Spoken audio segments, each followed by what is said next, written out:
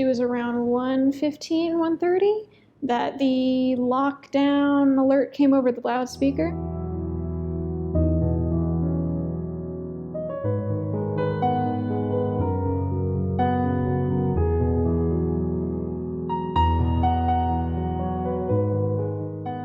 Just like a lot of confusion and unknowns.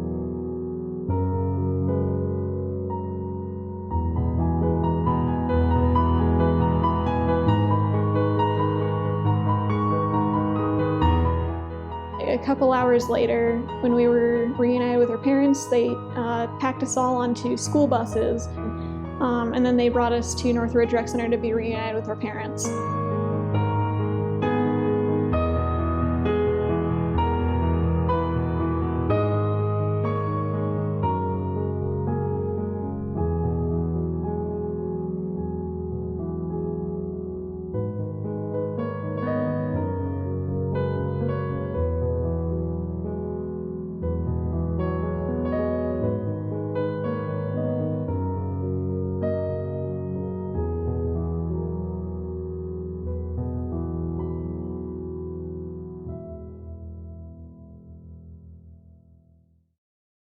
My name is James Holmes, and I'm a Denver-based visual artist.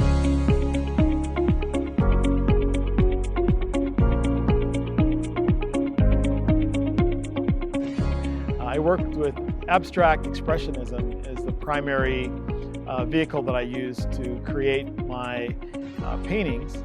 I like to say I paint from the inside out, which is a way of communicating kind of my inner life externally, expressed onto the canvas through a visual language.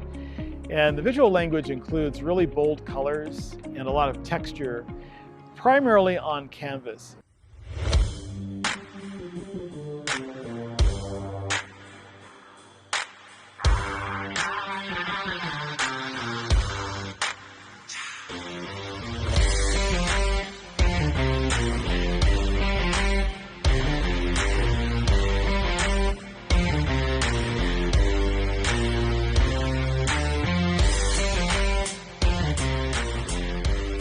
Through his medium of abstract art, how would the symbols that I want to convey be represented? We got out there with our tape measure and we measured out the space and then came up with a concept together that we were going to try to interpret the cycles of mental health with the cycles of life.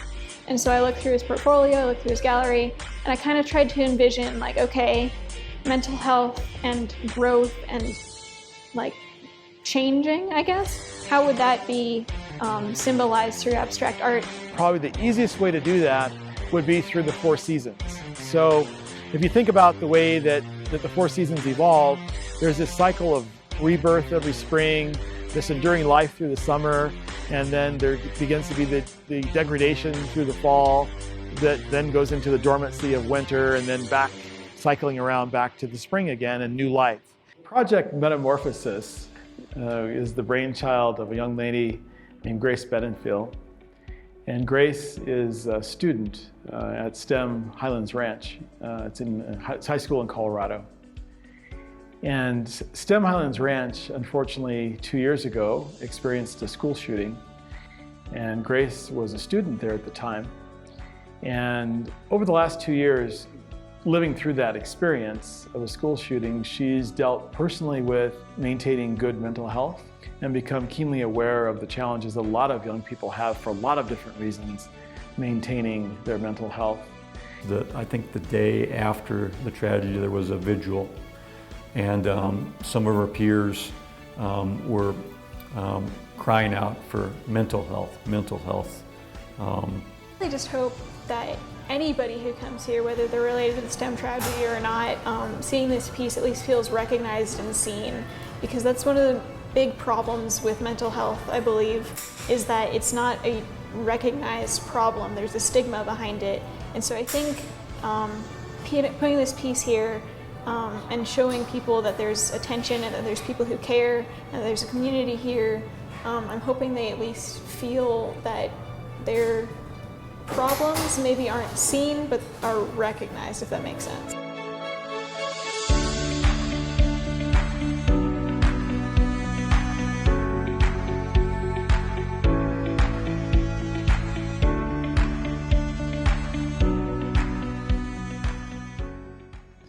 So Grace, being a Girl Scout and at a point of working on her Girl Scout Gold Award, which is the highest achievement in Girl Scouts, had a vision for a project that she thought she could make an impact on educating around mental health in kids. So the venue for this project is the Northridge Recreation Center, which is in Highlands Ranch, Colorado. And it also happens to be the location where the parents and students were unified immediately following the shooting. And Grace has described to me that the place carries a certain darkness for her and probably for a lot of other people in the community because of just that memory of what that day was like. The fear the parents had and the anxiety the kids had. She told me, "Mom, there's an active shooter here." And I just totally panicked. And she said she'd have to call me back. My friends or people that knew me that were texting me weren't like composing traditional sentences, and they weren't giving me details like, "Is Grace okay? What happened? What's going on in STEM?" Because I was ill, I wasn't able to pick her up. My husband, Tom, had to come pick her up here at Northridge. The one thing that they kept repeating on the radio was families are asked to, I don't think they were using the word reunite, but gather at this rec center. And then they brought us to Northridge Rec Center to be reunited with our parents. So it was kind of a awful day, obviously, awful day, but it was rainy and dreary and just not a pretty day. It was hectic. It was flash flooding, of course. It was raining really hard. I just remember the life being sucked out of me. Sorry. It was, you could feel it when you drove up to the facility. It was a crisis facility, and you knew it. And then you kind of, everything kind of slows down, it gets cold, and just my whole world kind of like, oh, what's going on? I just kind of hung by the phone, and one of her friends called me, and I thought it was her, and I was like going, "Grace, Grace, Grace, what's going on? What's going on?" And I was kind of just moving toward the car anyway. Got in the car, got on I-25, and then of course I remember the drive down 470. It almost seemed like it was slow motion. Finally, we got good communication, and they started walking and reuniting the parents one at a time. Well, that was a very, very long time. So, and painful to watch the unknown because you didn't know if you'd see your child in there or not. And they were still going through names, and it was a terrible, terrible time. Probably one of the best text messages I ever got. I've kept a copy of that. What does it say? Okay, so it came from a friend's phone. Happened to be named Emily. And it said, "Dad, it's Grace. I'm okay. I love you."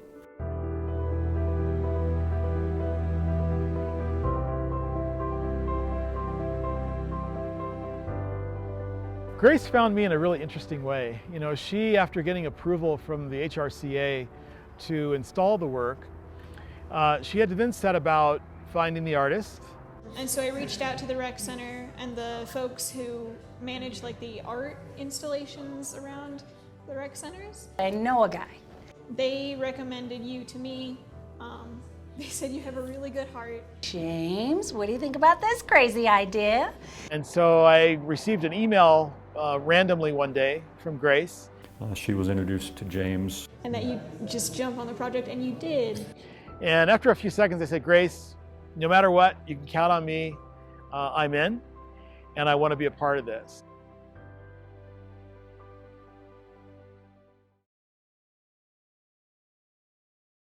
Fairly early in the process, Tom, Grace's father, reached out to me and said, although we're not making this a memorial to the shooting per se, it seems odd that we wouldn't do something as part of the painting that at least acknowledge that something happened. There was kind of a timeline. There was a visual point that I think she felt strongly about. I think he realized too that whether or not it was a literal line on a piece of artwork or a symbolic line. And I thought that was a very reasonable thing for him to propose. And I talked to Grace about it, and she agreed with that. So what I did is I went into the studio with a tape measure. I measured the length of the 4 canvases.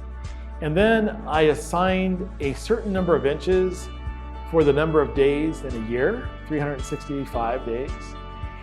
And I was able to then pinpoint in inches at what point in the canvas at the date, which was the date of the shooting. And so I took a piece of blue painter's tape and ran it from the top of the canvas to the bottom as just a line.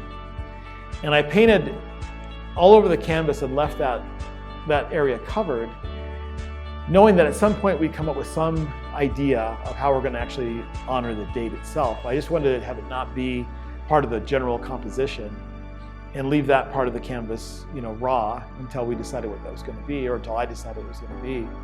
And so something happened during the creation of the work. I was probably 80% done with the painting, and I got to a place where I was stuck.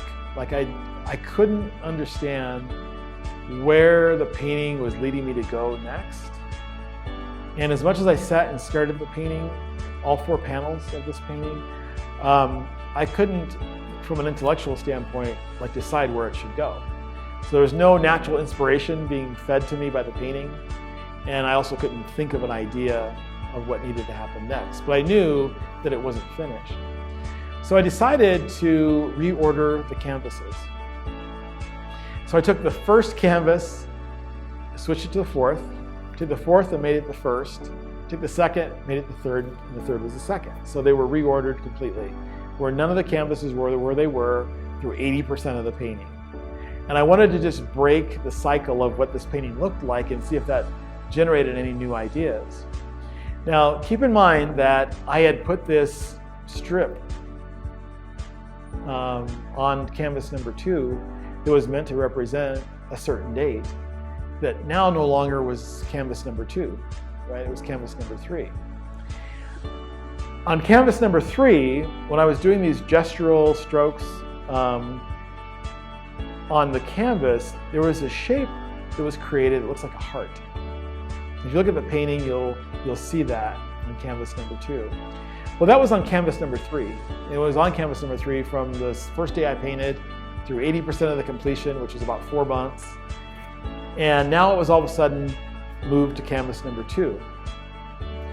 I painted a little bit that day, and when I was sitting there looking at the work that was completed to that point, I decided I'd get the tape measure back out and just remeasure, because I needed to figure out again where that point was it was going to be.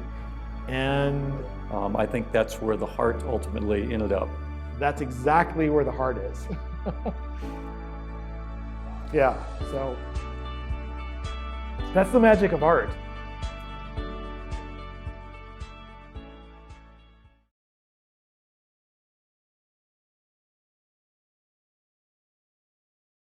So the title Metamorphosis comes from a lot of the symbolism. It's a symbol in itself, essentially. So your idea was to have the seasons representing cycles and change and growth, and then the colors symbolizing hope and all that.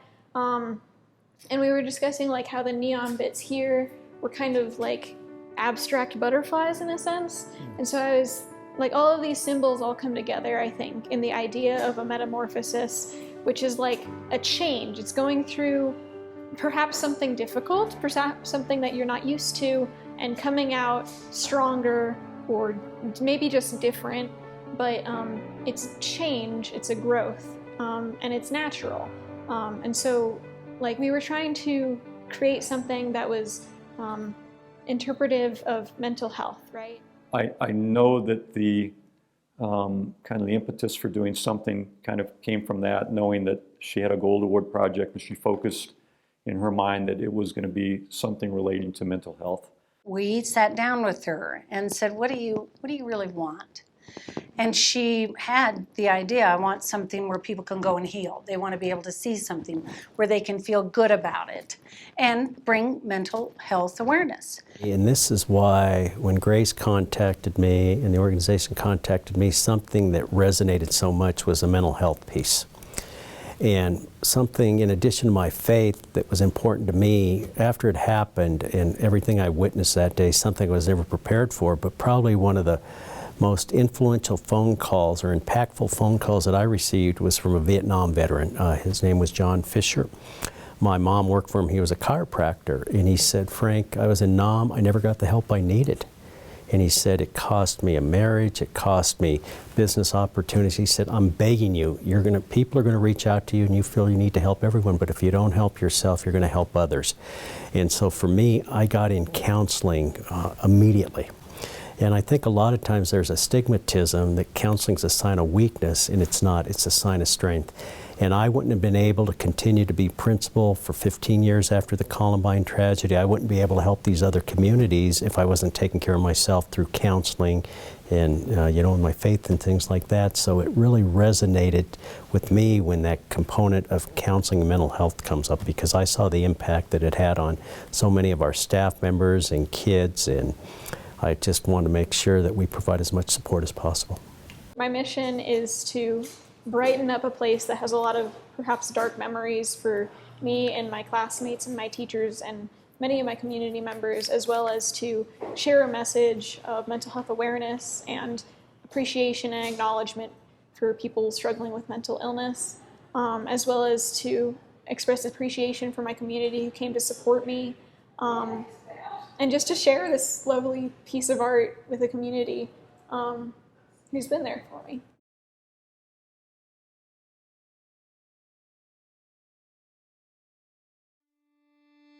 Come to this rec center to see the art and to see hope rather than fear.